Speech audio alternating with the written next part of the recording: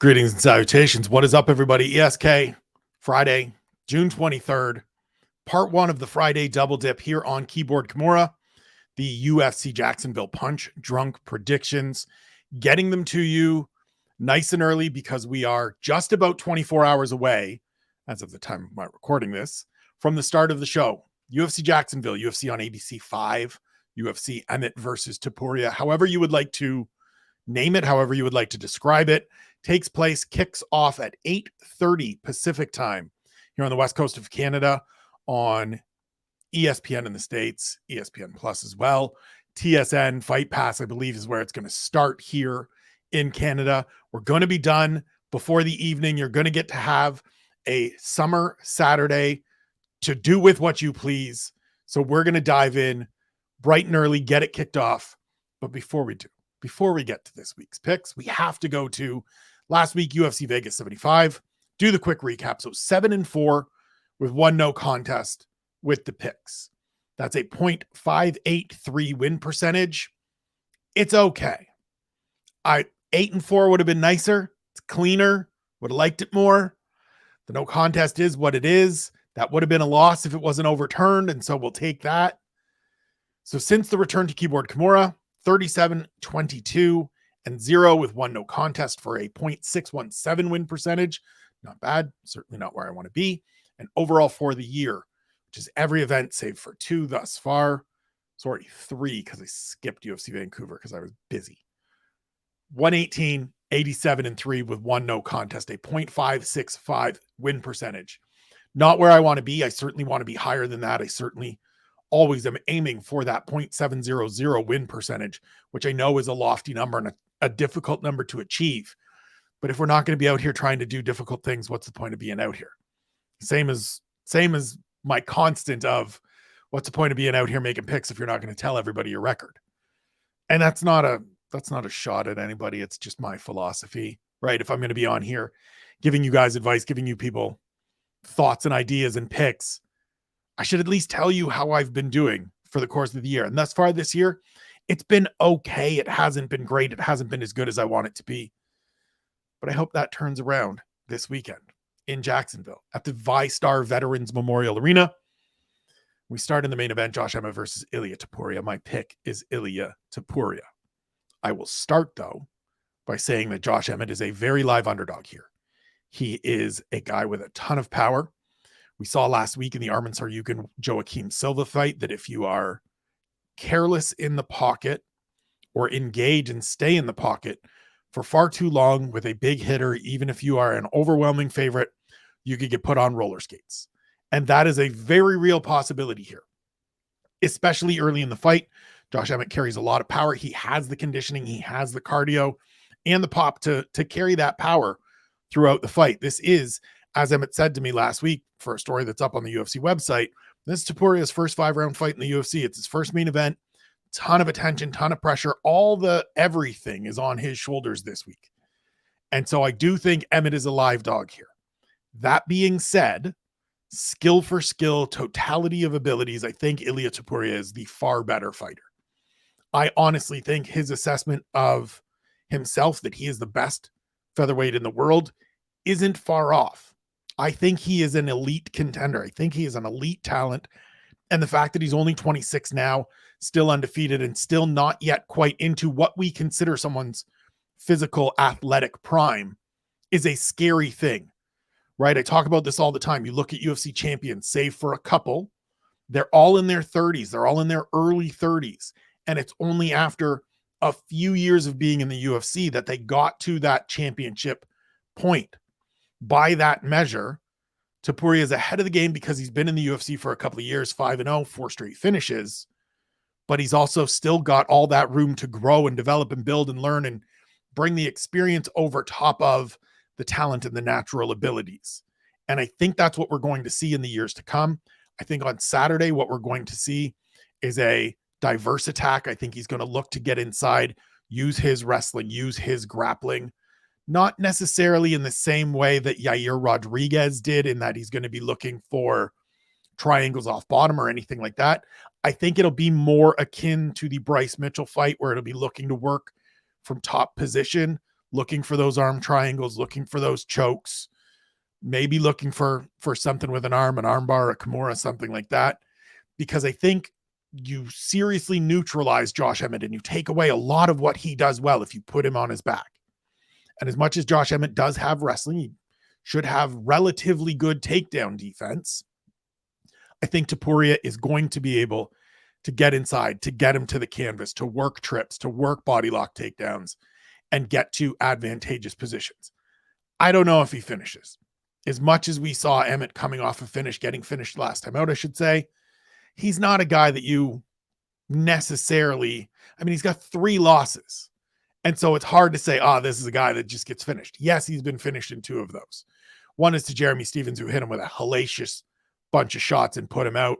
The other was in February against Yair Rodriguez, who is a world-class talent. I think Topuria is on that level, but I don't know that he goes out and finishes. I do believe he gets a victory, moves to 14-0, moves to 6-0 in the UFC, and then gets on the microphone and calls for a championship opportunity. As I told you early in the week, he and I spoke about it on Tuesday, and he said, look, I'm going to 290, International Fight Week in Vegas. I want to watch my next opponent front and center.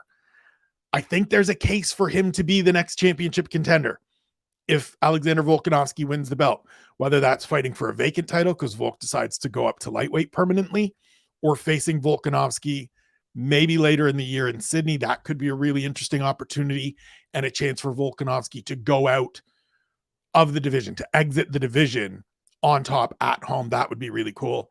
Big win for Topuria. Think he calls for a title shot. Think he gets it. We'll see what happens.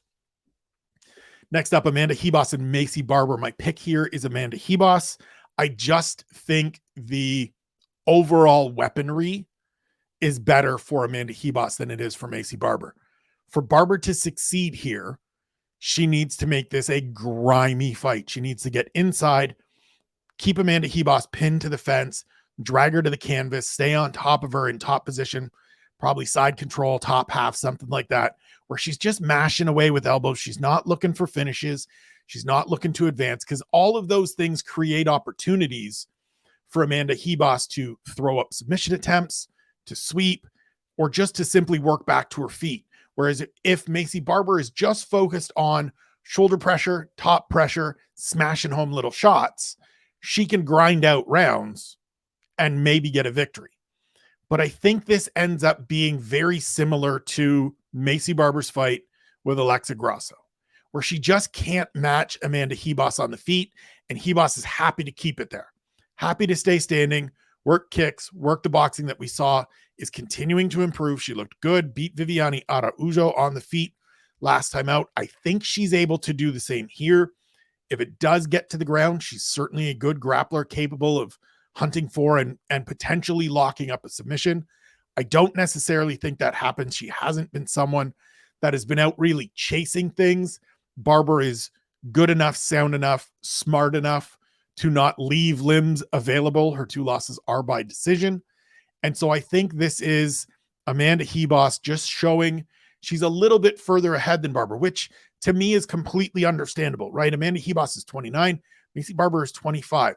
Yes, they have the same overall number of fights. I believe Ribas has 1 more, but they're just at different levels of their career. They're just at different stages of their career. Ribas has fought slightly more experienced competition. She's faced slightly better competition. This is going to be a measuring stick fight for Maycee Barber. I think she comes out of this still looking good, even if she loses. I think this is going to be one of those fights where we watch her continue to progress. It'll look better than the Alexa Grasso fight, where she looked bad. Quite frankly, she looked bad. I think she's grown since then. I think she looks better here, but I do think Amanda Ribas gets the job done. Move to the heavyweights. Austin Lane coming home to Jacksonville, where he played for the Jaguars for a number of years, against Justin Tafa. My pick here is Justin Tafa, and it's as simple as level of competition. That sounds weird given that Justin Tafa is, in my estimation, a bottom half, kind of lower third heavyweight in the UFC, a guy that's kind of going to win the fights that he's won these last couple against Parker Porter and Harry Hunsucker, and struggle in some other ones, right? He's lost some fights to guys that aren't great heavyweights, just to be quite frank and honest about things. But Austin Lane hasn't faced anybody either. And so for all of the wins and all of the consecutive finishes that he carries into Saturday, I think this is a situation where two guys go out throwing hammers. Whoever lands hardest first puts the other one down. And my money's on Tafa because I know he can take a shot pretty well. We've seen it a few times. He's got that big Australian head. He can take shots. And I think he's going to be able to take a couple of shots here and land a couple in return. Austin Lane, for all of his positive physical characteristics, 6'5", former defensive end, as I talked about, great athlete, clearly has power. He's putting guys away on the regional circuit. Doesn't necessarily have the same speed, doesn't necessarily have the same striking sort of just fluidity that we've seen from Tafa. We've seen Tafa put people out with high kicks. We've seen Tafa put people out with quick inside counter shots. I think that's what we see here. I think they meet in the center. It doesn't take long. They throw bombs. They get after it. And I think Tafa leaves Austin Lane looking up at the lights, spoiling his return to Jacksonville and his UFC debut. Featherweight division, David Onama and Gabriel Santos. Like this fight. Really intrigued by this fight. My pick is Gabriel Santos, and it's simply a recent efforts sort of pick. Gabriel Santos lost his debut to Lerone Murphy by split decision. It was a super competitive fight. He looked very good against the guy that I think highly of in Lerone Murphy, who is undefeated in his career, undefeated in the UFC, and is somebody that we should be talking about more in the featherweight division and should be getting bigger opportunities than the ones before him right now at featherweight. David Onama, on the other hand, comes off a majority decision loss to Nate Landwehr in a fight that was absolute chaos, just completely bonkers for 15 minutes. Both guys exhausted. Both guys took a beating, gave out some really good shots, had the other hurt at times, but it just felt like such a chaotic fight and such a poor technical performance that I'm going to side with the Brazilian. Now, I want to put some caveats here. I think David Onama moving to Factory X and working with Mark Montoya and the crew there is a good shift, given he had to move somewhere as a guy that was at Glory MMA and Fitness in Missouri with James Krause. It's obviously a connected sort of gym. They've worked together in the past. It's a good spot for him to be. He's going to get good, clean striking instruction, which all could work well. This could be a fight where we see a great deal of growth from David Onama, who I think highly of as a young talent, but need to see the progression from. He's in that space now where I can't just bet on the young talent. I need to see the results of it. And so my pick is Santos. This to me is a coin flip fight. It's a very close fight. I would not at all be surprised to see David Onama come out and look good, but I need to see it. I need to see the improved gas tank. I need to see the improved sort of understanding and ability to not throw himself into exhaustion, to not work himself into now I've got to bank on being able to get through 10 minutes, 5 minutes, whatever it may be, while the gas tank's running on empty. Main card opener in the middleweight division, Brendan Allen versus Bruno Silva. My pick here is Brendan Allen. Comes in on the best run of success of his career in the UFC, off a submission win over Andre Muniz. He was supposed to be headlining against Jack Hermanson earlier in the year. That fell through because the Joker got hurt. He lands here against Silva. It is a dangerous fight. As I've said all week, this is the moment historically where Brendan Allen stumbles, but I don't think we will see it. I think those losses to Sean Strickland and Chris Curtis really set him in place and gave him a better understanding of all the things he needs to do in preparation for these fights in terms of getting ready and getting himself dialed in. We haven't seen the same sort of overconfidence and careless mistakes that led to those losses. We've seen a much more patient and focused in terms of playing to his strengths in those matchups approach from Brendan Allen as he's gotten through Muniz and Chris Jotko and Sam Alvey. And there was somebody else in there that I can't remember right now off the top of my head. Silva is dangerous. He can crack. We saw it last time out against Brad Tavares. But I think one of the big sort of positives here for Brendan Allen is that Silva's last loss came against Gerald Mearshart, who is a longtime training partner and friend of Brendan Allen, both from the Rufus Sport days and now down at Killcliff FC. He will understand these are the spots you need to get to. These are the things you need to do. And I think we see Brendan Allen kind of follow a GM3 game plan with a little bit of elevated athleticism and power and speed and all of those things. This is a really good opportunity for him. It's interesting because it is both a great opportunity and a big risk opportunity. He's worked his way into the top 15. He was, as I said, set to headline. Those are big achievements. You can't overlook this guy, but he could also go out and absolutely shine. I think he gets the victory, runs it to 5 straight wins, looks for a top 10 opponent after this, and we get the best of BA in the second half of the year.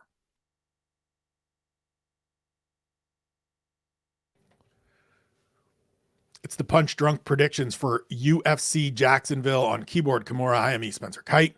We move to the prelims, which are closed out in the welterweight division by a mirror match between Neil Magny and Phil Rowe, two dudes that have the same reach, have the same height, have the same sort of general approach. And my pick here is Neil Magny.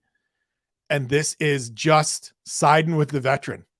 This is siding with the guy that I have seen go out in these spots more often than not and get the job done. It's not a critique of Phil Rowe.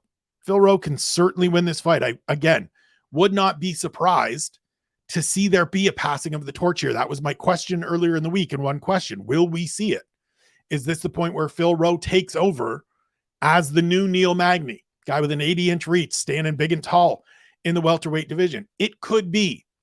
I don't think it will be, because I look at Neil Magny, and while some folks will say, well, he's just got one win in his last 3 fights. Okay, but he lost to Gilbert Burns and Shavkat Rakhmonov, and I can't fault him for that. Those are 2 fighters that are in the top 10 in the division, maybe even top 5 in the division, just in terms of actual skill, not ranking. And you can't fault a guy for losing to them. In between, he came out and finished Daniel Rodriguez. And maybe you want to counter and say, yeah, well, Ian Gary finished him quicker, and that's what happened. This is one of those fights to me where it's, look, I know I've seen Neil Magny go out there and win these fights. And I think he is the smarter overall fighter. I've seen Phil Rowe sort of slowly get into fights, whereas Neil Magny comes out and from the jump, he's on the jab. From the jump, he's on those long range kicks. They won't necessarily work as well or be as effective as offensive and defensive weapons at the same time, because he's not going to be keeping Phil Rowe at the end and outside, because Phil Rowe has the same range, but they're going to be effective because he can come out and get on Phil Rowe early. Phil Rowe is a slow starter. We've seen that throughout his career. And I think Neil Magny can go out and just put a pace on him from the jump, as he has done so many times in the past, and go out and show, I'm not done yet. I'm not ready to hand off to this guy that's got all the same characteristics of me, but none of the experience, none of the savvy, none of the understanding. Neil Magny gets it done, adds another win to his record-setting number of wins in the welterweight division, and we go forward. We stay, though, in the welterweight division. Randy Brown welcomes Wellington Turman. My pick here is Randy Brown. I said earlier in the week that I think this is a fight that shows Wellington Turman's issue wasn't weight class. It's just overall skill. It's overall abilities. And I think this is a fight where Randy Brown just goes out and uses all of that range that he has, all of that length, all of the diverse weaponry that he has to overpower and outwork a guy that we haven't seen a lot from, like 3 and 4 in the middleweight division. There were a couple of good wins. One of them was the Hail Mary armbar against Misha Serkinov. It just hasn't been great from Wellington Turman. And while Randy Brown has certainly topped out at a certain point, outside of that top 15, very much a second 15 guy, again, I can't fault somebody for losing to Jack Della Maddalena, who I think the world of. Outside of that, he had won a bunch of fights in a row, and he's shown in fights against guys that I think, quite frankly, are better than Wellington Turman, that he knows how to manage fights, which is a big thing that I don't think we talk about enough. Randy Brown knows how to manage situations and fights as a whole. He goes out, he uses that range, he throws those kicks up the middle, throws a ton of leg kicks, throws that long jab, and knows how to just come out and put pressure and pace and volume on guys to chip away and chip away and chip away and make sure he's scoring points and winning rounds, winning moments in rounds, winning segments of rounds, so that when you get through to the end of 5 minutes, Randy Brown's done more in that round and you go, yeah, that's a Randy Brown round, 10-9, away we go. I think that's what we see here. I don't think we get a finish necessarily, but I think Randy Brown shows his class, shows that Wellington Turman isn't on this level, isn't at his station in the welterweight division. Maybe he gets another shot against somebody a little bit further down in the rankings to see if he can stick. But I think Randy Brown looks really good in this one and gets himself a victory. Move to lightweight. Mateusz Rębecki against Loik Radzhabov. Radzhabov missed weight this morning by a couple of pounds. He has given up 20% of his purse, and the fight moves forward. My pick is Radzhabov, and it was my pick beforehand. The weight miss didn't change anything for me. It didn't suddenly make me decide, oh, I want to pick Radzhabov, because I don't think weight cutting is crazy. As Harry would say, fuck weight cutting. I liked Radzhabov going in. One, based on the overall experience, the level of competition he's faced, knowing what he's capable of. And two, because I wasn't particularly impressed with Rębecki in his debut against Nick Fiore. Now, I understand that it was a short notice replacement. You got to be a little careful about a guy like that in Nick Fiore, who is a jiu-jitsu black belt, who does have some abilities and was able to defend well on the ground.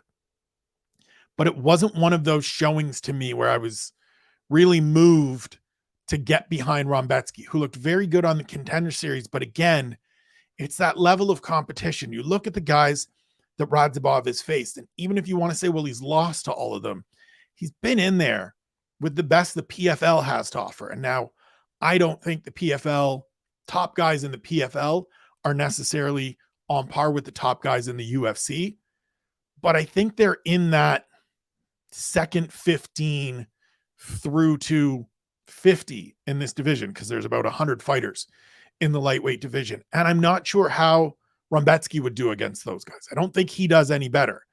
I think we see Radzhabov come out and be able to dictate the terms of engagement in this one and be the better wrestler and have the better hands and get himself a victory. He's an underdog in this one. I think the weight miss is going to be something to certainly watch. Is it a case of the cut was terrible and the gas tank therefore isn't there, and this starts getting dicey the later we go?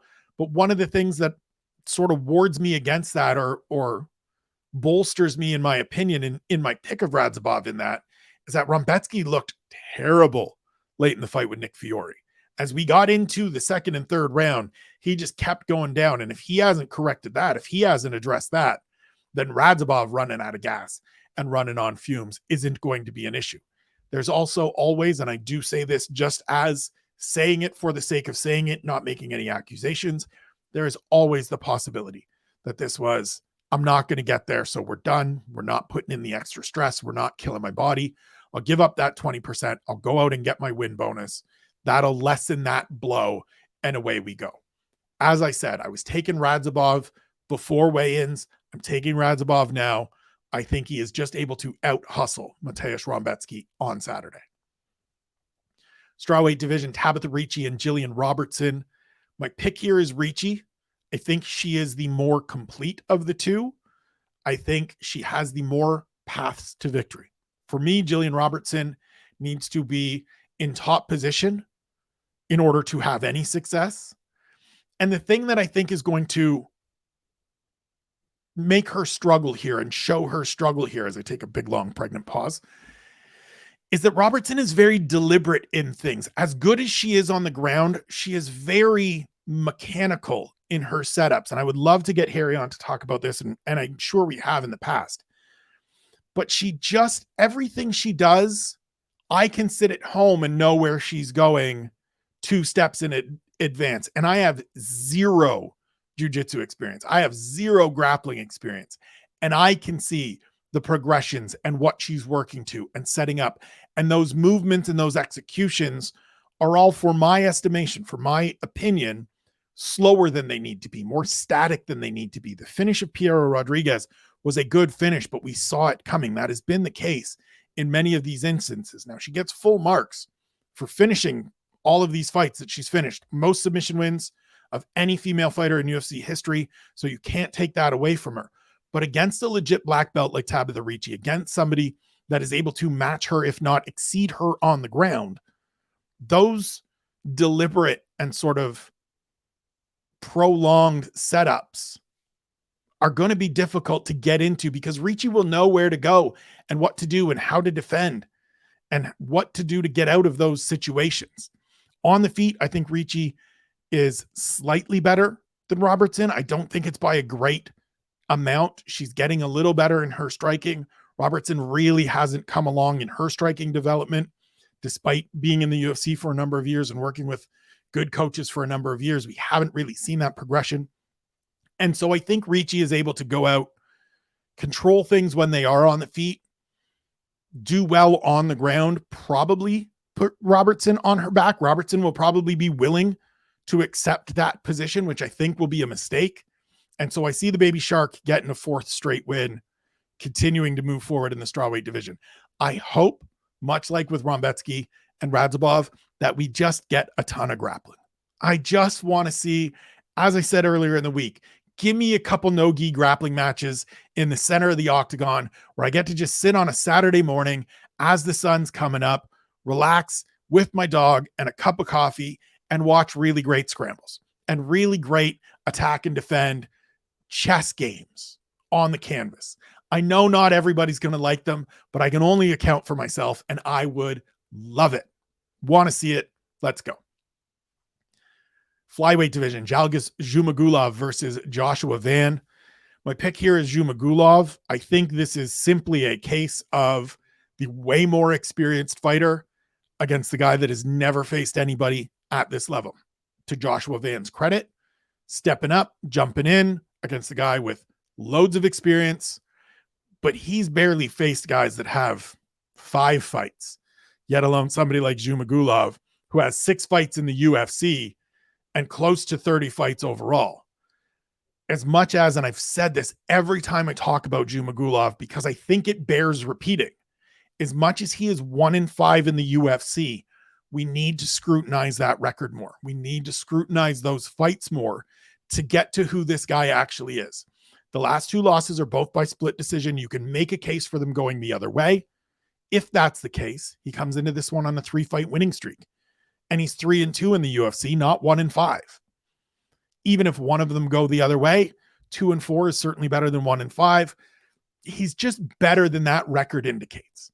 To me, by far, by a great margin. Right? Losing to Manel Cape, what are you going to do? Cape's a top 10 dude. Split decision to Jeff Molina that even Jeff Molina was surprised about. Think the judges got that one wrong. Charles Johnson, close fight. It goes the way it goes. Those are coin flips. They happen. Zhumagulov, to me, is the better overall fighter. I think he gets an opportunity to show that here, to really show out. This feels very similar to me to his win over Jerome Rivera, where he goes out and just puts it on Joshua Van pretty quickly, pretty early, pretty dominant performance. Zhumagulov for the win. Move to the lightweight ranks, Trevor Peek versus Chepe Mariscal. My pick here is Trevor Peek. I mean, right now it's kind of difficult in this level of matchup for me to pick against the unbeaten guy that throws bombs and is facing somebody that is going to happily be in that situation and has suffered losses in those situations. Chepe is a guy that has been on the regional scene for a long time. He's faced a bunch of good competition on the regional circuit.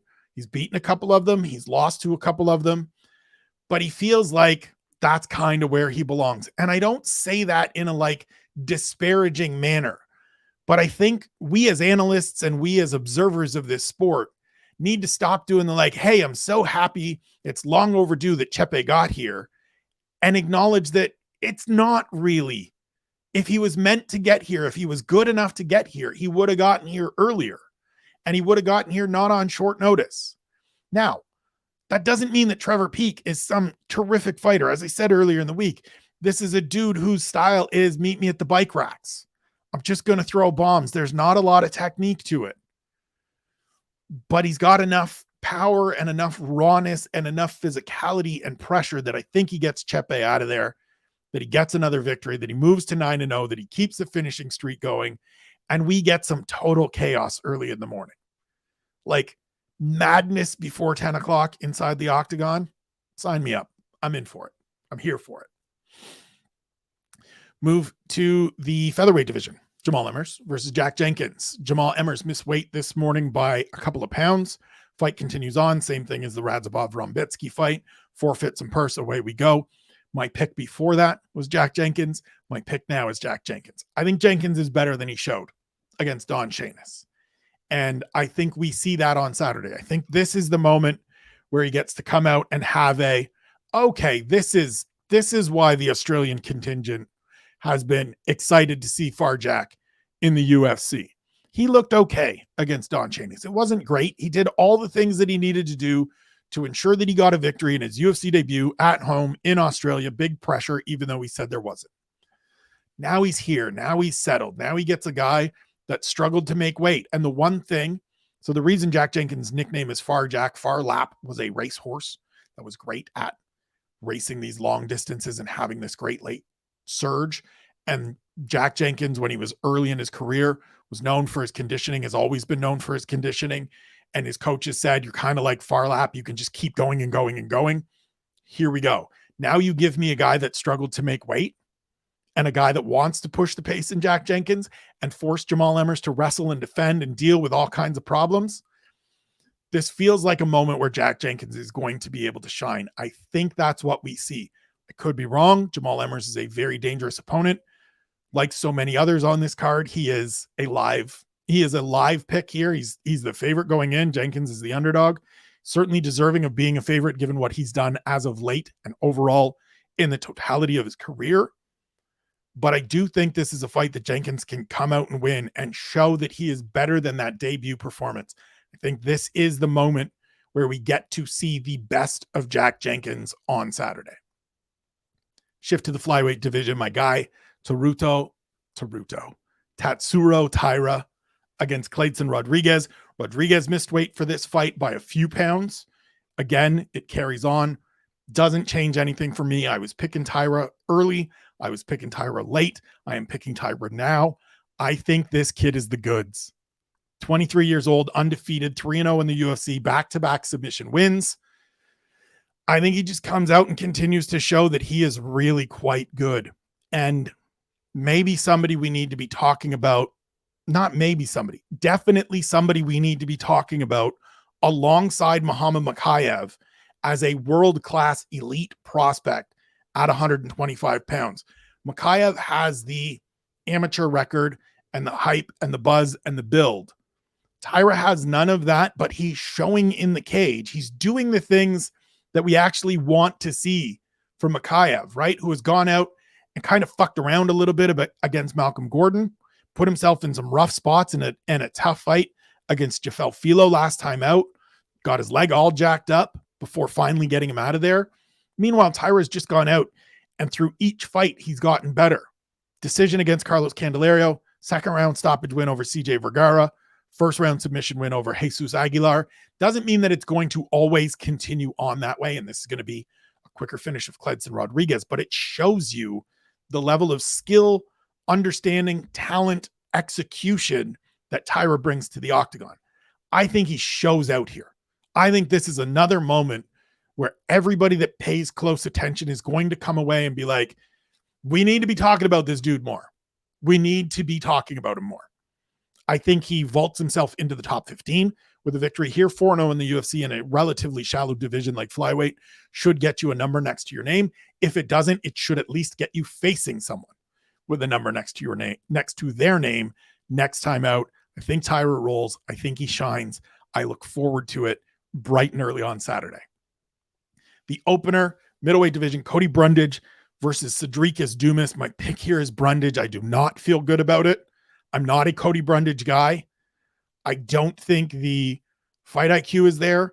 I don't think the understanding of things is there. I think he's somebody that has reasonable wrestling and a little bit of power, and it's going to be enough to get him through some fights, some moments. We've seen it already, right? Knocked out caught Dulce Lungiambula in a guillotine choke, knocked out Tresean Gore.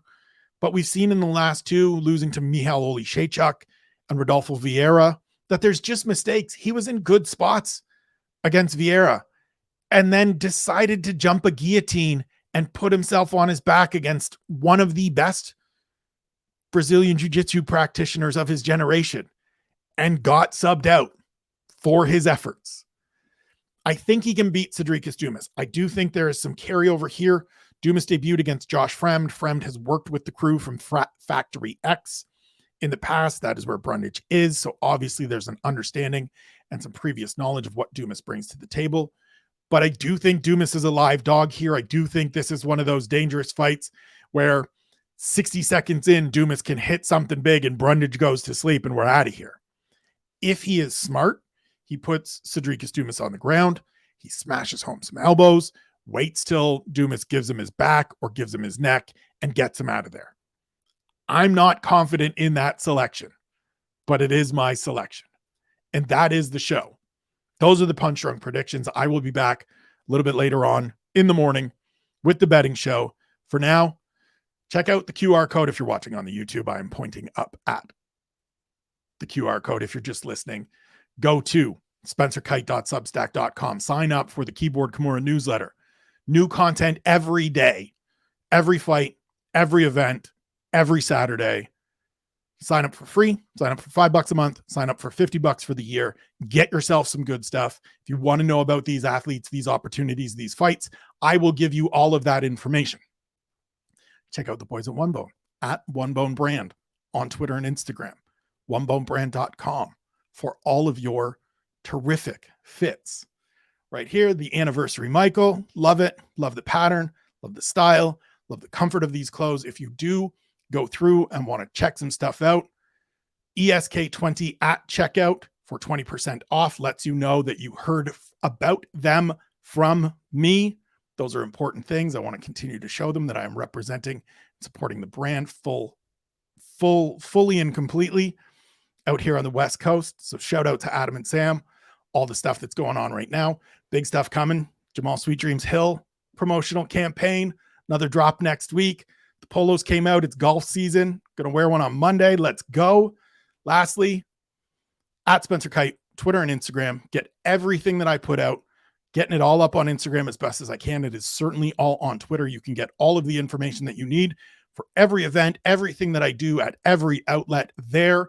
Thank you for tuning in. I will see you momentarily with the betting show. Love you. Talk to you soon. Let's go.